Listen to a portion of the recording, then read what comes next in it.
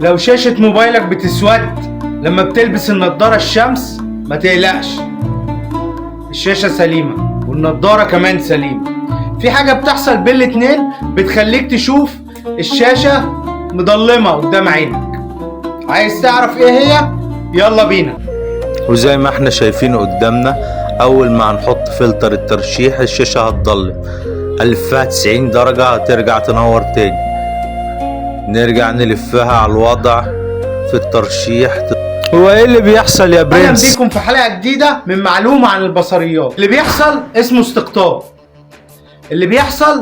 استقطاب. شاشة الموبايل بتطلع ضوء في اتجاه معين، والنضارة الشمس المستقطبة فيها فلتر بيسمح بمرور الضوء في اتجاه واحد وبيمنع اتجاهات تانية. فلما اتجاه فلتر النضارة يتعارض مع اتجاه فلتر شاشة الموبايل، كمية الضوء اللي بتوصل لعينك تكاد تكون أغرب. بقى انك لو لفيت الشاشة 90 درجة هتظهر تاني، يعني الشاشة ما اختفتش والنضارة ما بوظتش الموبايل، انت بس حطيت فلترين قدام بعض والضوء اتزنق في النص. بس خلي بالك، مش كل نضارة شمس بتعمل الحركة دي، لازم تكون عدساتها مستقطبة اللي هي البلورايد.